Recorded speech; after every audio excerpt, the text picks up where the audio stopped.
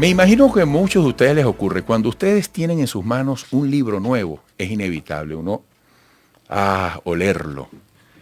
Qué delicia es tener en las manos un libro. Qué conexión. Gabriel García Márquez, Premio Nobel de Literatura. En agosto nos vemos. Oye, le quiero agradecer a mi próximo invitado, el primero de hoy, Juan Carlos Thanos, que me hace este bello obsequio, que por supuesto lo voy a disfrutar, Juan Carlos. Muy agradecido, y además el mensaje, la dedicatoria. Qué bonito es regalar un libro, ¿verdad? Mejor regalo. Y con orgullo en este caso, ¿no? Mira, Juan Carlos Thanos, muchísimas gracias. Es director nacional de la Asociación de Colombianos y Colombianas de Venezuela, activista de los derechos humanos y de los derechos de los migrantes. Bueno, desde el martes 6 de agosto, el gobierno colombiano confirma la regularización de 600.000 venezolanos en los próximos meses. Va a extender permisos de trabajo para nuestros compatriotas. Esta nota me recuerda que, según este cálculo, Colombia ya ha recibido al menos 2,3 millones de migrantes venezolanos. O 2,3 millones de migrantes, la mayoría de Venezuela. ¿Se tiene más o menos aproximación a la cifra en cuanto a los venezolanos en Colombia? Sí, muy buenos días, Eduardo. Muchísimas gracias por esta invitación. Siempre es un placer compartir con usted. Gracias, igualmente.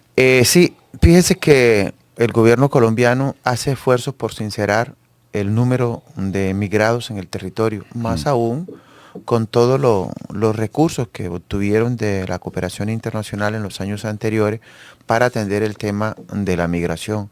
Hoy Migración Colombia habla de un poco más de 2.808.000 venezolanos en el territorio, una cifra que Migración Colombia la acuña a partir de los primeros informes que se recibe cuando se implementó el primer registro que se hizo para migrados venezolanos en territorio colombiano. Luego de esa cifra ha venido trabajando la condición para segmentarlos en cada una de sus condiciones migratorias. He allí, lógicamente, la iniciativa para generar un proceso de regularización que es estrictamente necesario, Eduardo, porque en la coyuntura que se tiene frente al tema del Darién, frente a la coyuntura que se tiene en la frontera sur de los Estados Unidos, es decir, la frontera norte mexicana, con la presencia de migrados de todo el continente, es estrictamente necesario para el primer mandatario colombiano, si tiene la vocación de ayudar a mitigar los efectos que produce la erosión en la sociedad producto de la migración, sin duda alguna, generar un proceso de regularización es el mejor elemento para acompañar esos procesos de inclusión. Fíjese que en esta iniciativa el gobierno colombiano ha dicho que en Bogotá se bajó de 800.000 migrados a 580.000. Es decir, hay 120.000 migrados menos en una ciudad como Bogotá. Y ha identificado 4 condiciones del derecho migratorio colombiano en las cuales fundamenta la necesidad de regularización. Uno es para aquella población que llegó al territorio con su cédula de extranjería. Los que ingresaron previo a obtención de visa y llegó con su cédula de extranjería. Esa población hoy, con el cumplimiento de los requisitos, puede aspirar a tener la condición de ser nacional colombiano por adopción. Ese es un primer elemento. Por eso es importante entender cómo esta nueva jornada de Migración Colombia del gobierno del presidente Petro busca generar procesos de inclusión. Si no hay una regularización, no va a haber el elemento que inicializa los otros derechos en el territorio nacional colombiano. Ahora, Juan Carlos, disculpa, fíjate que tú utilizas términos muy interesantes: regularización, condiciones migratorias, proceso de inclusión. Pones el ejemplo de la reducción de migrantes en Bogotá.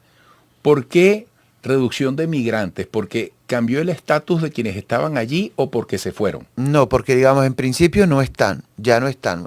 Hace 2 años se trasladaron. ¿A dónde? Ahí hay que revisar. ¿A otros lugares de Colombia? Ahí habría que mirar otra línea de investigación para ver por qué regularmente la mayor concentración de población migrada están en las grandes ciudades: Bogotá, Medellín, Cúcuta, Barranquilla, Bucaramanga, Cali. Y además, estadísticamente las concentraciones se dan porque ahí hay mejores puestos de trabajo, porque regularmente a mayor población, mayor afinidad familiar y de amistad puedo conseguir para llegar a ser inserto en la estructura de la sociedad a donde me muevo. Entonces estos municipios son fundamentales para eso. Ahora, un elemento que abre una nueva línea de investigación es si esa población está corriendo hacia Necoclí, hacia Turbo, rumbo al tapón del Darién, rumbo a Panamá, hacia Centroamérica y en Norteamérica.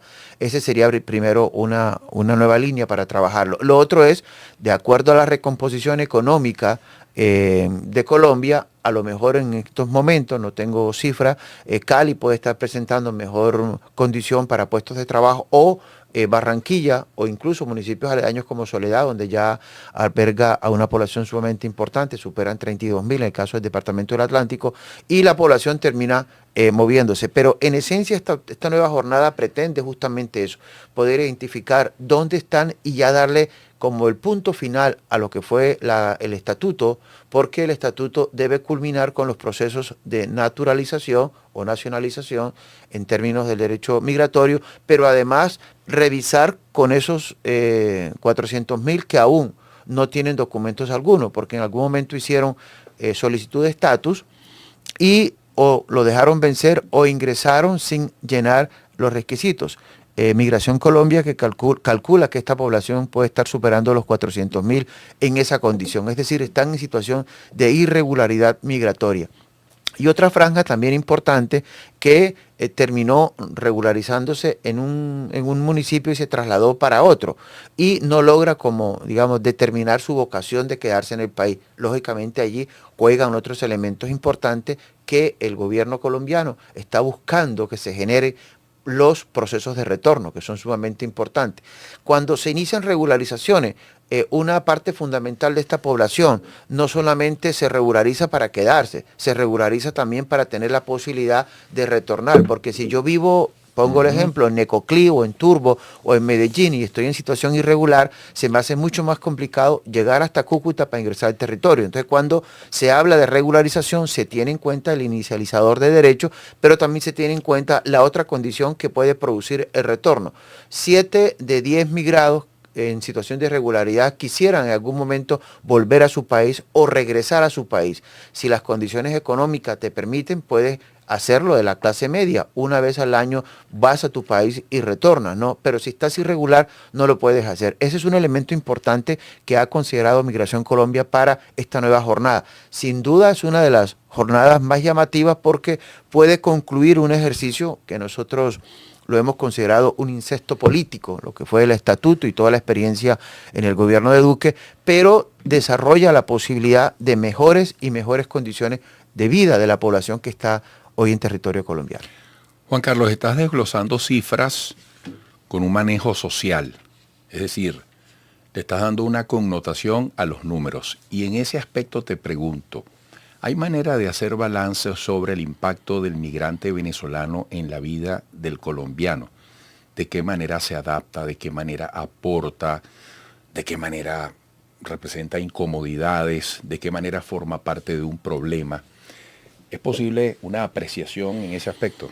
Fíjese, uno de los elementos que resalta Migración Colombia es la eliminación de procesos xenofóbicos al interior de la sociedad. En la medida en que la población logra tener mejores procesos de inclusión, elimina la posibilidad de que la xenofobia se desarrolle en las estructuras, sobre todo en las comunidades receptoras, porque hay todavía unas corrientes de orden nacional, sobre todo en ciudades como Bogotá, donde la condición social impide que el migrado llegue, estratos 4, 5 y 6, es decir, allá está muy marcada esa condición. Entonces usted consigue la población venezolana, en el caso específico, y la migración en general hacia Suba, lo consigue hacia el sur, Ciudad Bolívar, Kennedy, en Bogotá, porque son localidades donde el costo de vida es menor y la población que llega pues tiende lógicamente a su reubicación lo más pronto posible. Esa condición se pierde en la medida en que se libera esa dificultad que tiene, que es el documento, el instrumento de identificación para darle mayor movilidad a la persona en territorio. Pongo el caso concreto, el de Bogotá, porque es donde mayor brote de xenofobia ha ocurrido. Recordemos la expresión aquella de Claudia López, alcaldesa de Bogotá, que en algún momento justificó y compensó y responsabilizó a la migración venezolana de hechos que en la historia no se pudieron comprobar. Pero hay regiones donde los procesos xenofóbicos son sumamente, se han disminuido o son inexistentes. Región particular, la región Caribe colombiano, porque además hay una condición muy cercana en términos de lo cultural.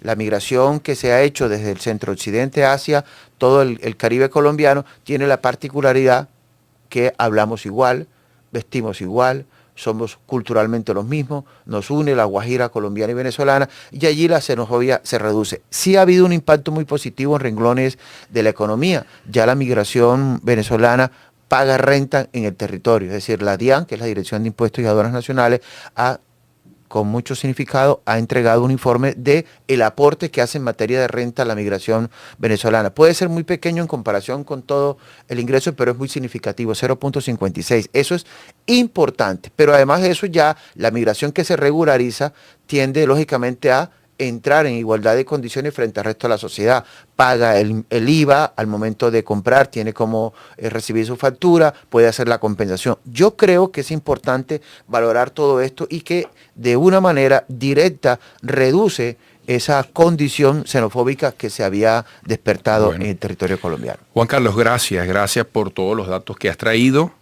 Trajiste ahí un pocote de datos y números, ya tendremos oportunidad de seguirlos compartiendo. Juan Carlos Thanos, director nacional de la Asociación de Colombianos y Colombianas de Venezuela, activista de los derechos humanos y de los derechos de los migrantes. Y gracias por este libro escrito por el Gabo, Premio Nobel de Literatura. En agosto nos vemos, editado por Random House. Cualquier pelusa, diríamos. Sí. Un gran abrazo. Hasta pronto. Amigos, volveremos.